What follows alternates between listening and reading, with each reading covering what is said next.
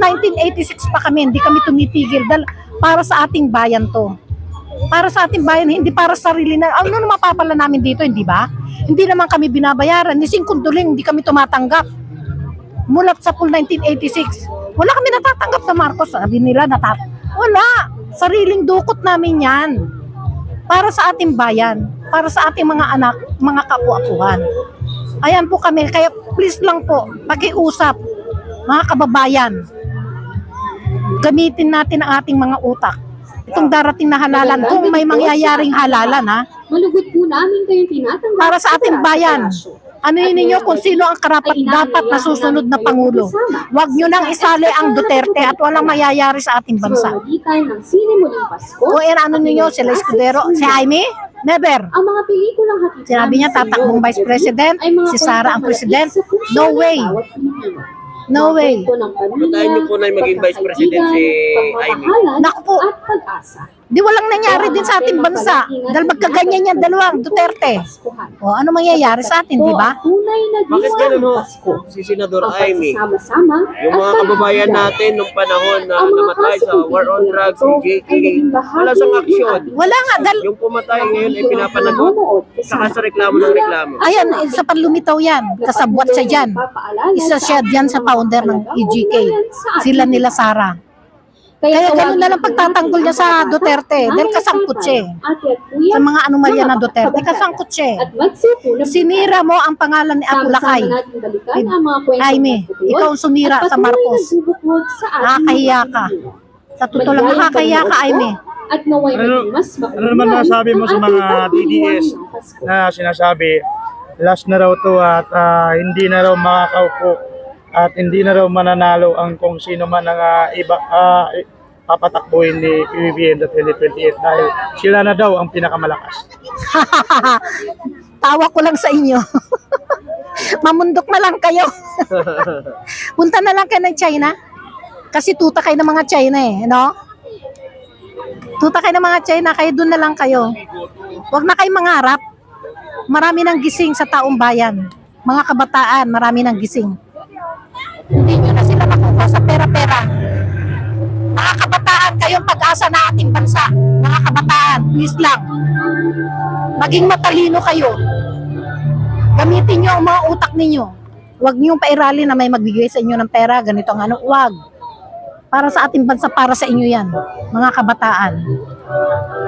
Kaya, suportahan natin kung anong ginagawa ng Pangulo para sa ating bansa. Last na lang po, ano na lang po ang mensahe nyo sa kaya Duterte na nasa ibang bansa hanggang ngayon?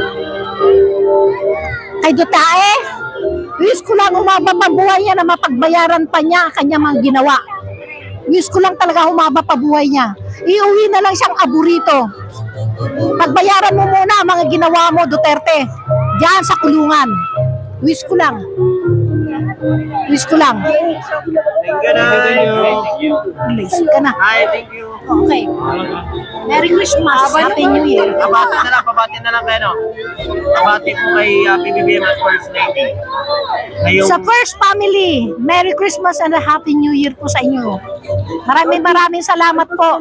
Mahal namin Pangulo. Andito lang po kami, full support po kami. Hindi ka namin iiwanan. Laban lang, mahal na Pangulo. First Lady, maraming salamat sa mga tulong mo, sa pag-suporta mo sa ating Pangulo. Salamat. God bless you more. Ikaw, ano masasabi mo? Tara na sa palasyo. Maraming salamat po, Presidente Bongbong Marcos and the First Lady. Thank you. Thank you po. Maraming salamat. Nay, magandang gabi po. Ano po pangalan natin? Good evening to I'm Mrs. Kim Chusenya of Marikina City. Taga saan tayo, Nay? Marikina City. Ayan. Nay, eto po ba ang experience nyo dito sa palasyo? Ano pong masasabi nyo na taon-taon ginagawa ito ng Pangulo?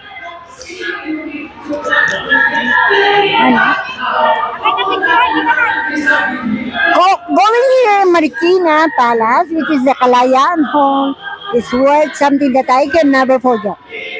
I will never forget this place because this is a beautiful place for everybody, for senior, even a senior, for junior, most especially for the kids because Christmas is for the kids. So ma'am, ano naman masasabi niyo sa mga nagbabatikos sa ginagawa ng Pangulo nitong para sa taong bayan na binuksan itong palasyo para sa taong bayan? Ano masasabi niyo sa mga tao na yon?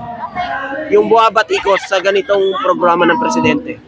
You know, there's so many people now, they keep on talking against the president. Ayan o, ito, pila sa labas. Papasok po sa loob ng Malacanang. Ayan. Ito ang pangalawang araw po, no? Huli sa pangalawang araw. 22. Bukas ang last day. Ayan. Ay, nag-aabang.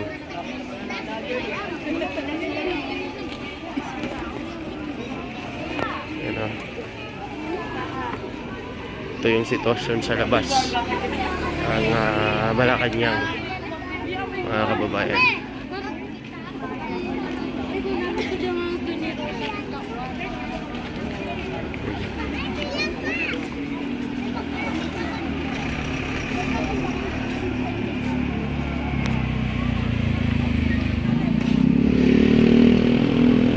Ano to, gate 6. Okay, so bukas po ang huling araw.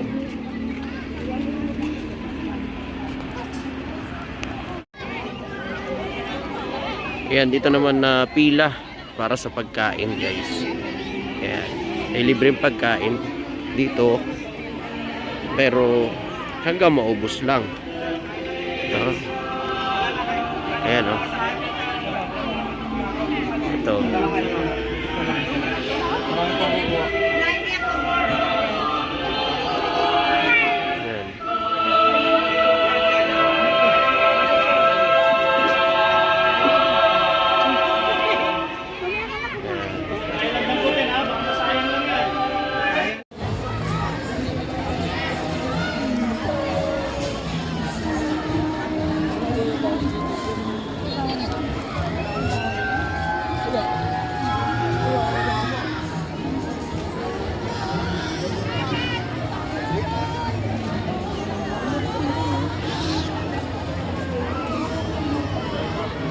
Ayan po. Explain mo nga yun.